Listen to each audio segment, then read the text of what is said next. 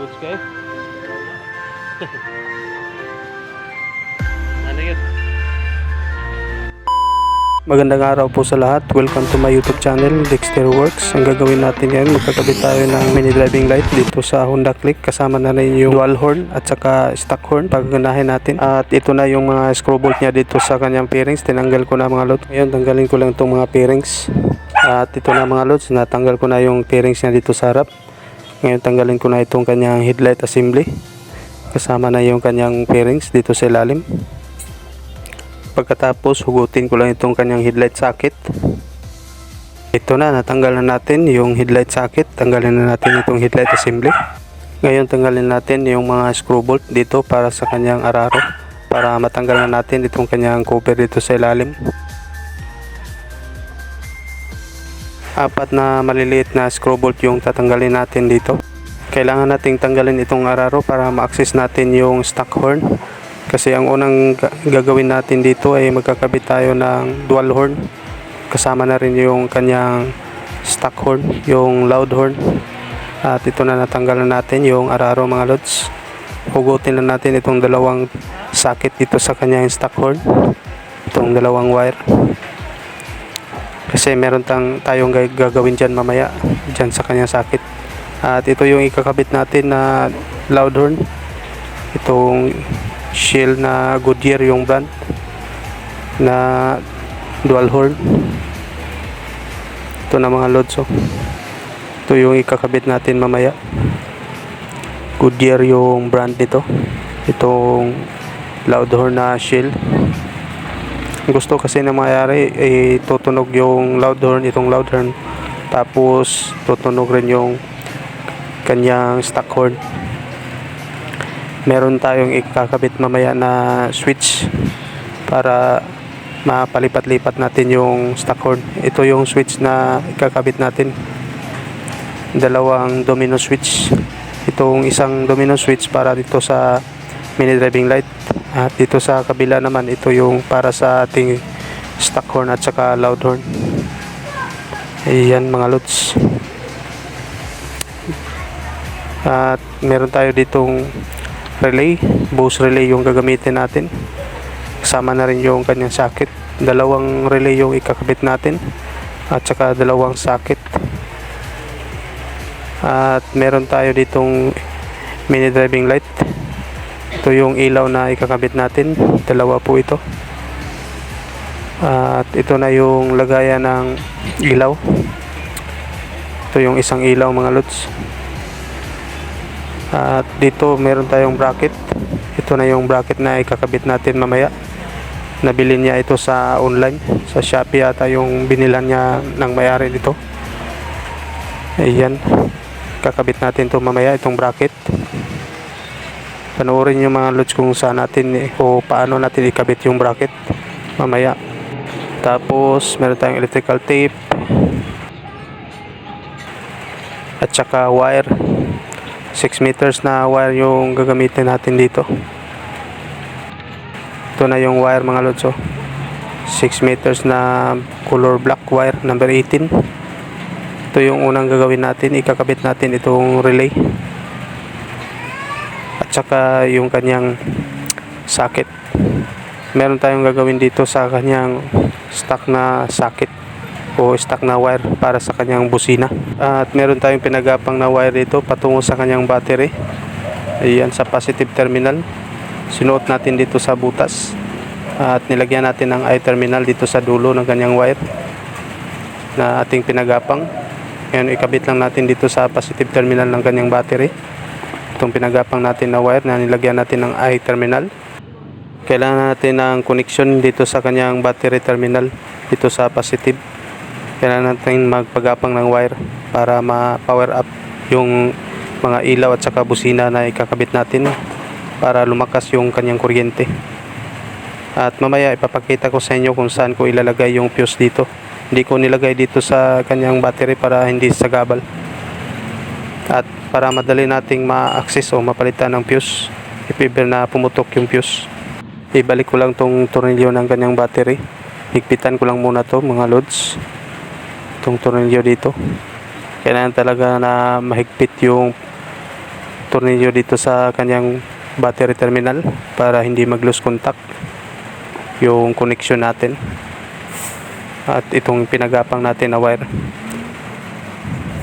para palaging malakas yung kuryente doon sa kanyang relay, at yung bato niya ng kuryente patungo sa ilaw at saka sa busina malakas talaga. 12 volts pataas yung kanyang bato ng kuryente, hindi siya bumababa. Kaya kailangan talaga lagyan ng eye terminal para hindi siya mag-lose contact yung wire na pinagapang natin. Yun, ibalik lang natin itong takip ng kanyang battery para masubukan natin kung hindi ba sagabal yung wire na ikinabit natin, hindi ba siya nakasagabal dito sa takip. At okay naman mga lods, hindi naman siya sagabal. Ito yung fuse na ikakabit natin mamaya. Papakita ko sa inyo kung saan ko ito ikabit o ilagay, itong fuse. Ito yung galing sa battery na wire na pinagapang natin. Dito natin siya ikakabit, itong fuse. Putulin ko lang itong wire na pinagapang natin kasi medyo mahaba. Saka itong fuse with box. Yung malapad na fuse yung ginamit natin dito. Merong 20 amperes yung fuse na nilagay natin dito. Ngayon i-connect lang itong wire na galing sa battery dito sa ating fuse. Dito natin siya ilalagay mga loads dito sa harap para madali nating ma-access, o in case na pumutok yung fuse madali nating mapalitan. Mamaya hanapan natin to ng mas komportable na pwesto, itong fuse.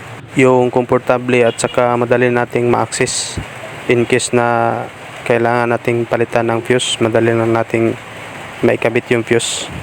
Ito na, naikabit na natin itong fuse na dito sa wire na pinagapang natin galing sa ating battery. Lagyan ko lang to ng electrical tape. Balutin natin ng mabuti para hindi siya mag-grounded, hindi siya dumikit kung saan. Kasi napaka-importante na merong fuse yung wiring connection natin. Kasi in case na mag-grounded, hindi masunog yung mga wire, puputok lang yung fuse at naputol na yung connection. Ngayon, umpisa na natin na mag-wiring. Lagyan lang natin ng mga wires itong terminal ng ating stock horn kasi hinugot natin yung stock na socket dito, yung kanyang dalawang wire. Ngayon lagyan natin ng wire. Isinuot ko lang itong wire dito para hindi mag-lose contact kasi mas matibay itong ganito kaysa gumamit tayo ng aftermarket na socket kasi lumuluwag at nahuhugot yun, tapos kinakalawang pa. Ito hindi ito mag-lose contact at hindi ito basta-basta mahugot kasi sinuot natin yung wire dito sa kanyang butas, dito sa kanyang terminal, dito sa kanyang contact point, dito sa ating stock horn. Ayan, naikabit na natin itong wire. Putulin lang natin. Putulin natin sa saktong haba yung mayroong allowance. Mga 2 roller yata yung haba. Mas maganda sana kung hinanga natin yung nilagay natin na wire dito sa kanyang stock horn. Kaso na iwan natin sa bahay yung ating panghinang, yung soldering iron at saka soldering lead. Pero matibay pa rin ito kahit na hindi natin mainangan. Kasi hindi basta-basta ito matatanggal. Kabit lang natin ng mabuti. Tsaka kailangan nating higpitan lang natin yung pagkakabit para hindi siya mag-lose contact. Tapos lagyan natin ng electrical tape para hindi siya ma-expose sa tubig, para hindi ito kalawangin at hindi ito maiwasan natin na mag-lose contact. Ngayon lagyan ko lang ito ng electrical tape para hindi siya ma-expose sa tubig at saka sa mga dumi, sa mga putik at saka alikabok at buhangin. Ito na mga lods, naikabit na natin yung 2 wire dito sa ating stock horn. Putulin lang natin itong pangalawang wire kasi masyadong mahaba yung wire na kinabit natin. meron tayong nakaabang dito na wire. Ito yung galing dito sa stock horn. Ito yung ilalagay natin mamaya sa relay.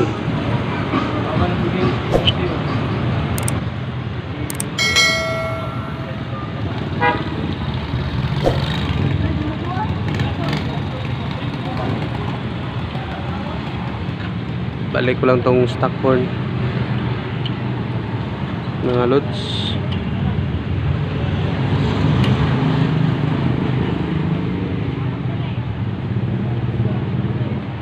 Kasi tapos na nating nalagyan ng wire.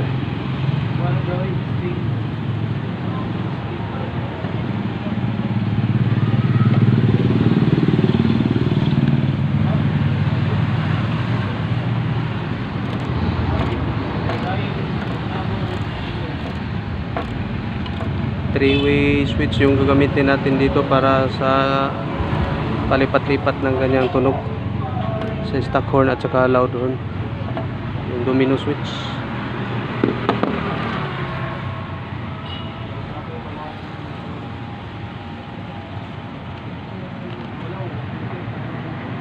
Ito yung papagapangin natin patungo sa kanyang horn relay. Lagyan lang natin ang electrical tip.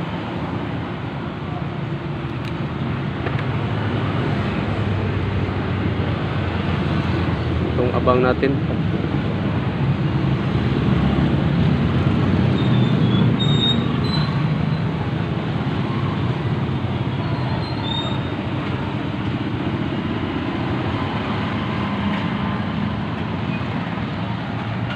Yan. So, isa hindi natin i-connect dito.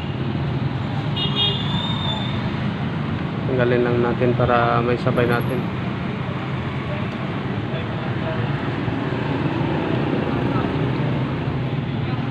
Sabay natin may kabit.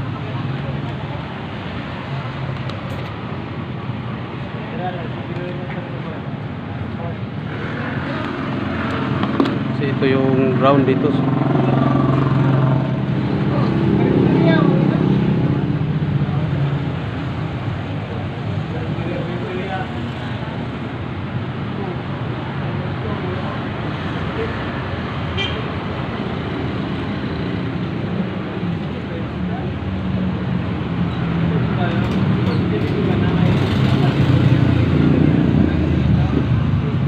Ayan.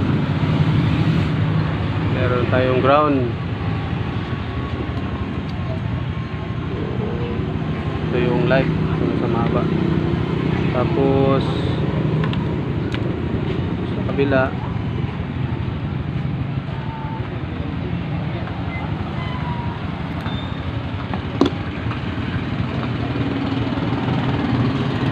yan. Pag pinindot natin, gagana yung relay natin. Tapos tutunog rin itong stock horn at saka loud horn. Yan ang gusto ng customer. Yan, nilagay na natin itong kanyang relay para dito sa kanyang busina.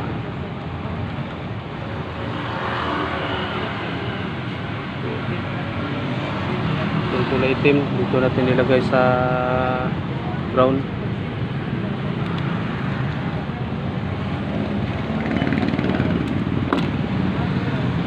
Alot.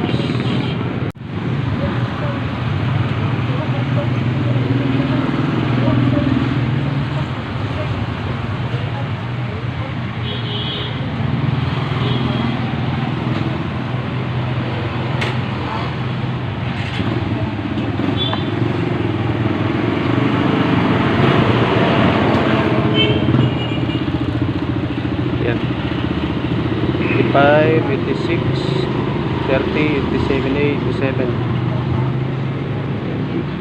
85, 86, 30, 87. Yung dalawa, ito yung ikakabit natin sa 85 at saka 86. 86. Ito natin ilalagay sa 86. Itong isang wire positive.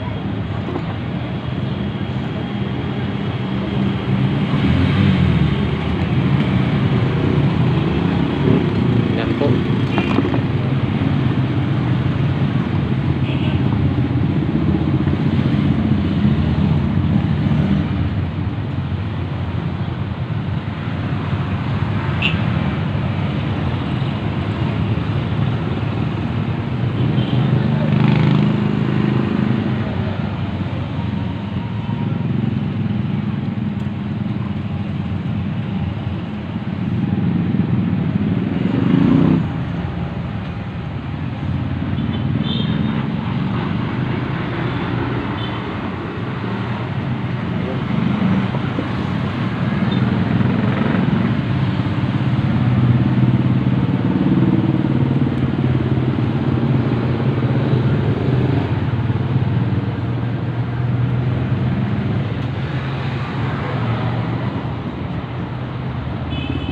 Tapos 30. Ito yung ilalagay natin sa positive terminal ng ganyang battery. Yung pinag-upload natin na wire, nalagyan natin ng fuse. Ito natin ikakabit sa number 30.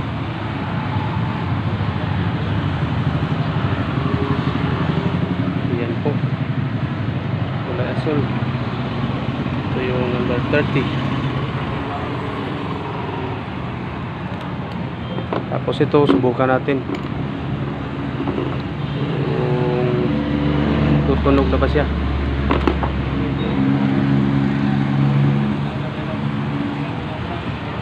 Tutunog. Kapag tutunog na siya,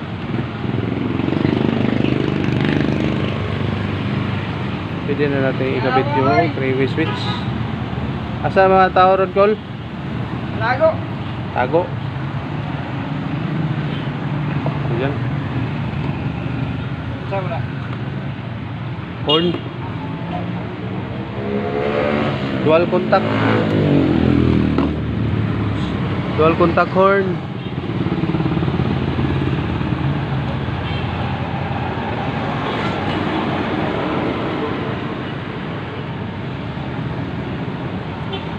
Balik, Pedro.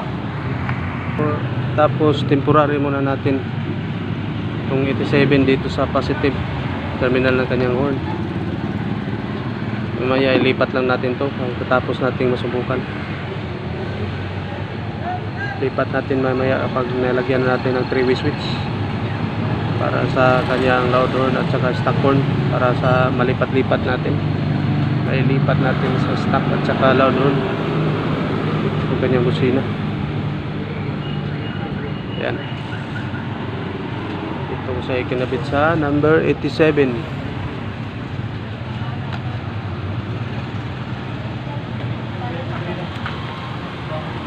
Dahil lagyan na natin ang electrical tape. Tapos sticker sa kabila.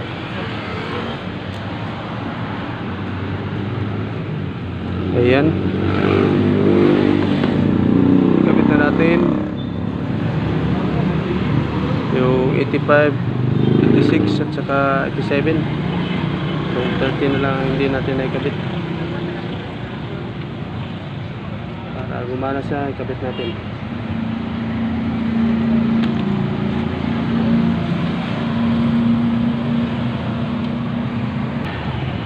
Pala yung pinagapang natin na positive. Galing ito sa battery. Ang wire na ito, nilagyan natin ng fuse tayo magkukunik. Ito natin ikabit yung number 30 ng relay.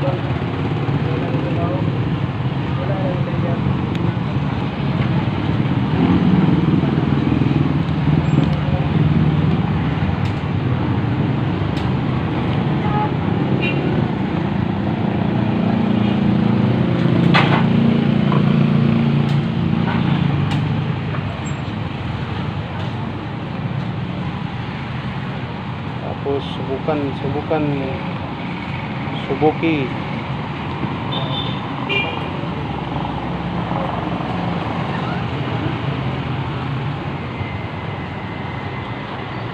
Ayan po.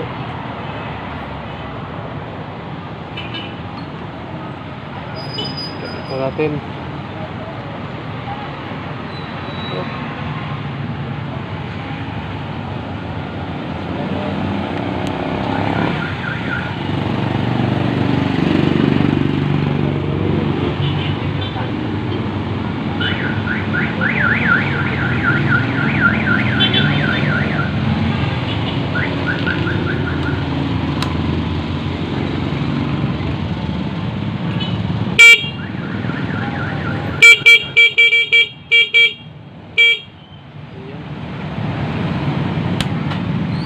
Gana na. Loud horn na lang.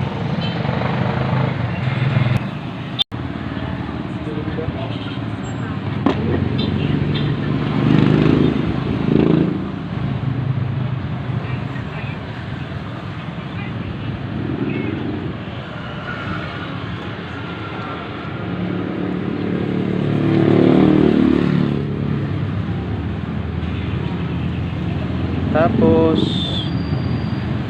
ikot lang, ikot.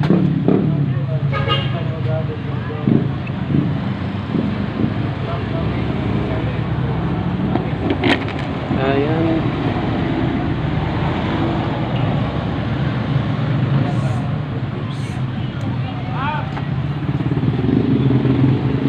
Lagyan ko lang to lahat.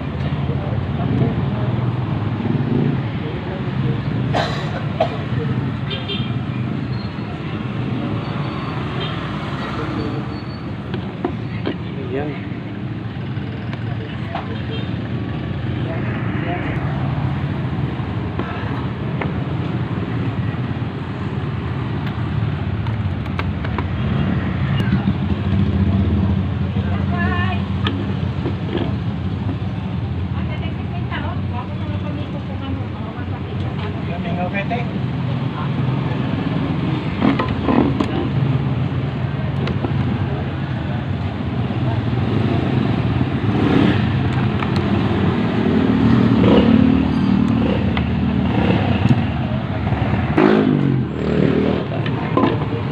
Para dito.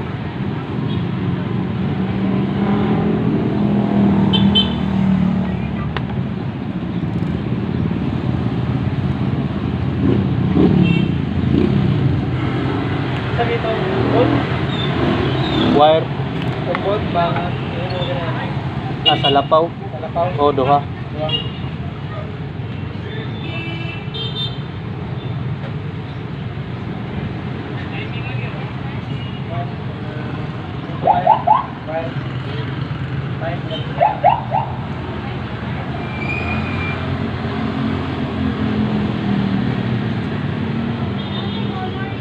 Black.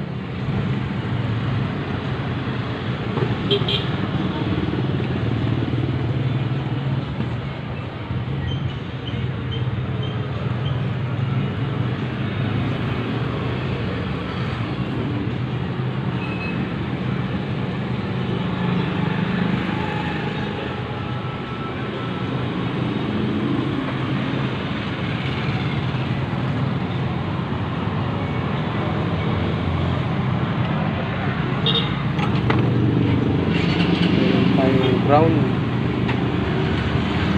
loops.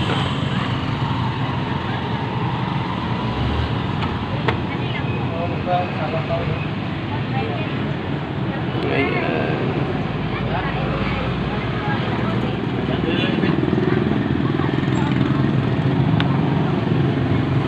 Tapos ulin na natin.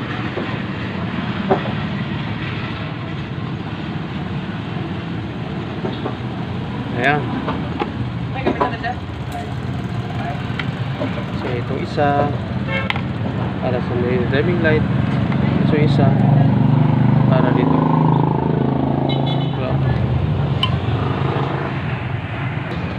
Delete man.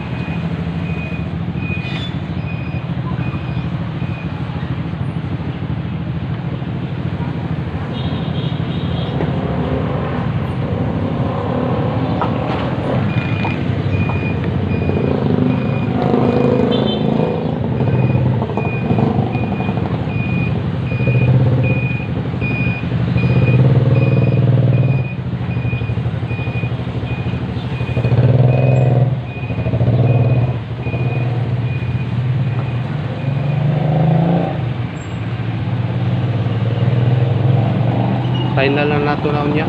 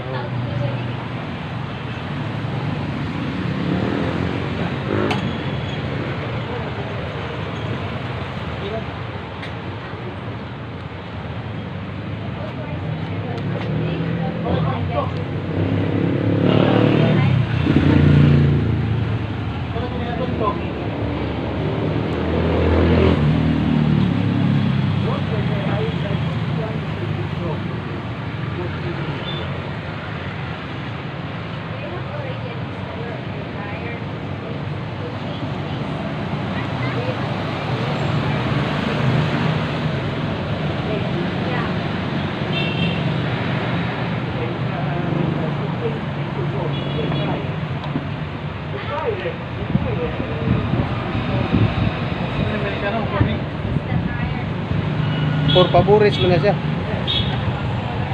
Por favores. Ayaw, di ba? May amigos, may amigas. Nagbibiruan kasi kami kasi meron kaming customer na Espanyol. Pero English language yung ginagamit niya. Kaya binibiro namin yung mga salita niya.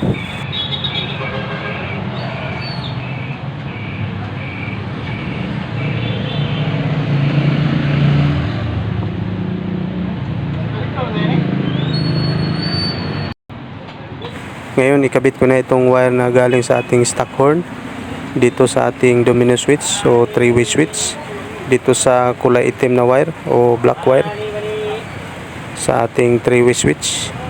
Dito natin ikakabit yung stock horn, yung positive.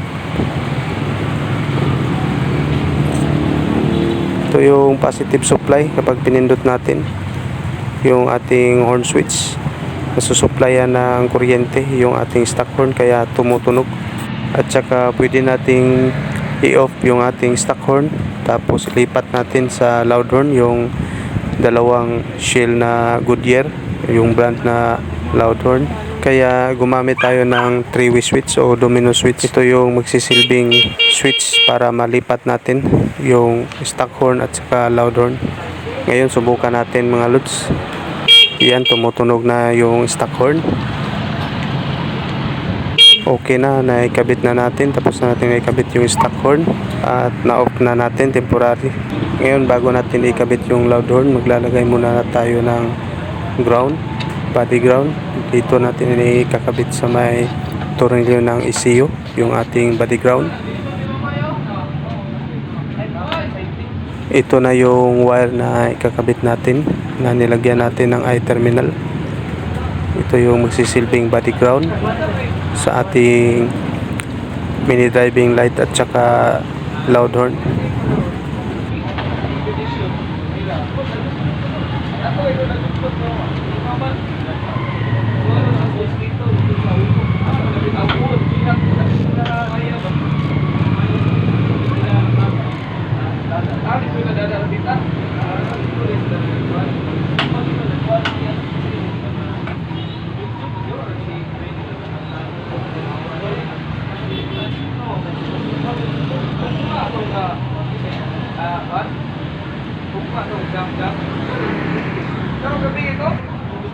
Ngayon simulan na natin i-wirings yung ating dual horn.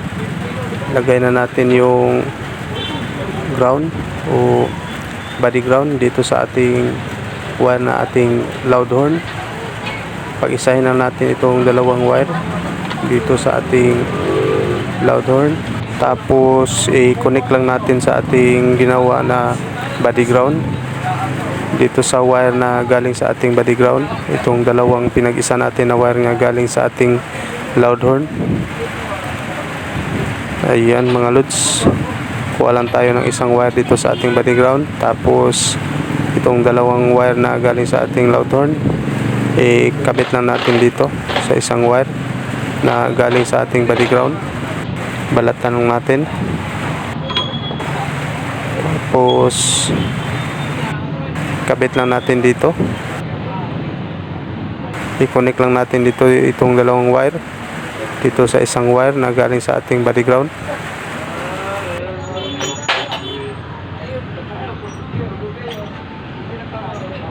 Ito na, tapos ko nang maikabit itong dalawang wire dito sa ating body ground. Tapos itong dalawang wire na natira dito sa ating loud horn, ito yung positive. Ito yung ikakabit natin dito sa ating 3-way switch o domino switch. Kakabit natin ito sa natirang wire sa ating domino switch, yung kulay brown. Sa brown wire, balatan ko lang muna itong dalawang wire na galing sa ating loud horn. Pag-isahin lang natin, tapos ikabit natin dito sa natirang wire dito sa ating domino switch, itong brown wire. Dito natin siya ikakabit, itong dalawang wire na galing sa ating loud horn dito sa brown wire ng ating domino switch o 3-way switch.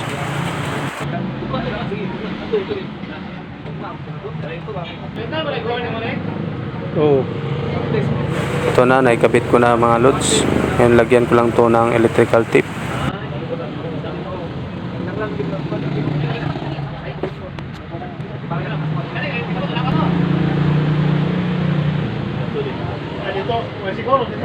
Importante talaga na balutin natin ng mabuti o ng maayos itong ating wiring connection. Tapos lagyan natin ng lock, yung pangalawang electrical tip, yun ang magsisilbing lock para hindi basta-basta matanggal yung ating pagkabalot. At ito na, naikabit na natin lahat. Ito yung kulay asul na wire, ito yung galing sa ating common wire na ating domino switch na ikinabit natin sa yellow wire ng ating relay, yun ang number 87. Dahil tapos natin naikabit, yun subukan natin. Ito yung switch na para sa ating loud horn, at dito sa kabila ito yung para sa ating mini driving light. Lipat natin, ayan, lipat na naman natin sa stock horn, tapos off, nasa gitna. Ayos, okay na mga loads, naikabit na natin yung loud horn at saka stock horn.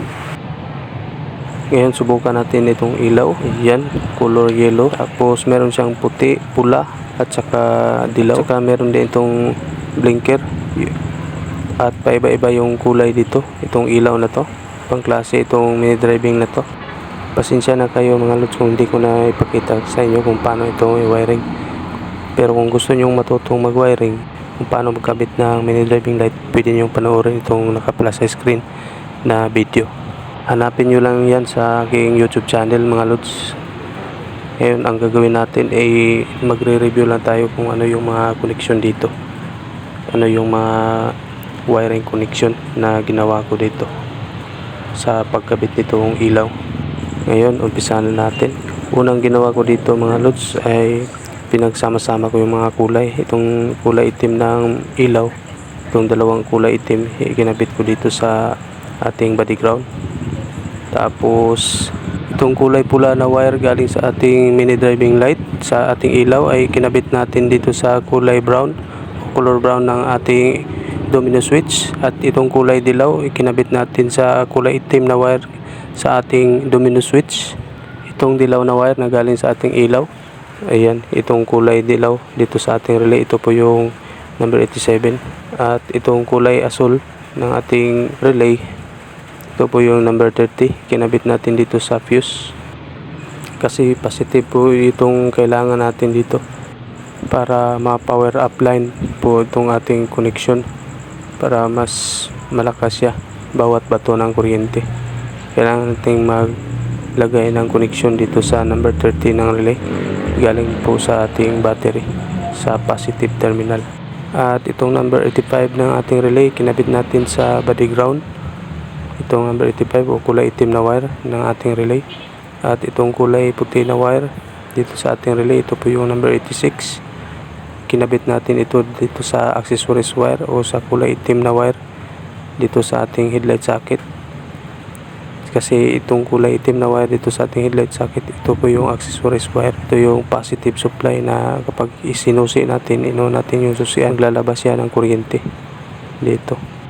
Dito naman sa kabila, itong kulay itim na wire o number 85 na ating relay, kinabit natin ito sa ating pinagapang na wire patungo sa ating body ground.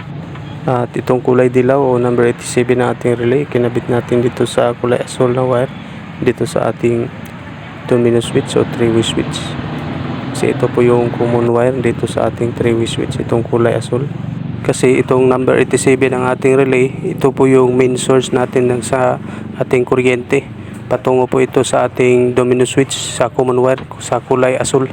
Ngayon ikinabit ko na dito sa kanyang headlight assembly itong ating bracket ng ating MDL. Ngayon lagyan ko lang to ng mga tornilyo, yung screw bolt.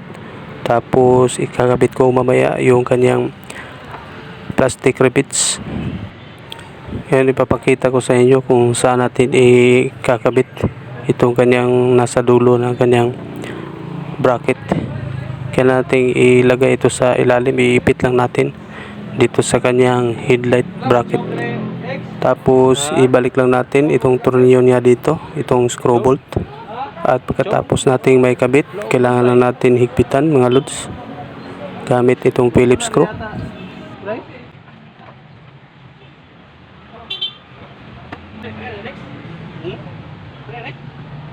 Importante talaga na mahigpitan natin ang mabuti para hindi siya lumuwag at matanggal. Ngayon dito na naman sa kabila, kasi tapos na natin na lagyan ng tornilyo at nahigpitan dito sa kabila. Ngayon lagyan na natin to ng tornilyo mga lods para mahigpitan na rin natin dito sa kabila. Yung stock na tornilyo pa rin yung ginagamit ko dito. Ibinalik ko lang yung kanyang stock original na screw bolt para dito sa kanyang headlight. At para maipit lang natin itong kanyang bracket dito sa kanyang MDL. Kasi nilagay natin siya sa gitna yung bracket. Ngayon higpitan ko lang to mga lods. Sikwatin ko lang to ng konti para mapasok natin yung masintro natin itong tornilyo para hindi lumihis yung thread, para maiwasan natin na malose thread yung kanyang clip nut o itong tornilyo. Dahil tapos ko nang naikabit dito yung bracket, naipit na natin itong bracket, nalagyan na natin ng dalawang tornilyo dito na naman sa ilalim. Itong dalawang butas dito, ikabit natin yung kanyang plastic rivets. Ito na mga lods, tanggalin lang natin, hindi natin ibalik itong nasa gitna. Yung screw bolt na lang yung kakabit natin dito, yung ipapasok natin dito sa gitna. Dahil naikabit na natin yung plastic rivets, ito yung magsisilbing clip nut natin, itong plastic rivets. Tapos lagyan lang natin ng screw bolt. Iyan, para merong makakapitan itong screw bolt. Yung plastic rivets yung kakapitan yan dito sa ilalim para maipit itong kanyang bracket dito sa kanyang MDL o dito sa kanyang ilaw. Iyan, kasi meron itong dalawang butas itong bracket. Dito natin ipasok itong ating screw bolt para maipit lang natin itong bracket. Tapos higpitan natin. Ayan, sakto-sakto lang yung paghigpit natin dito kasi plastic rivets lang yung ginawa nating clip nut. Yung paghigpit natin dito ay dahan-dahan lang at pulso-pulso lang yung kailangan natin dito sa paghigpit para makagawa siya natin. Kailangan na hindi siya masobra sa higpit at maiwasan natin na malustrid yung plastic rivets. Tapos ko nang naikabit yung dalawang screw bolt dito sa ilalim at ito na yung itsura niya mga lods. Ganyan yun lang yung kanyang pwesto. Tapos dito sa harap, ito yung mukha niya.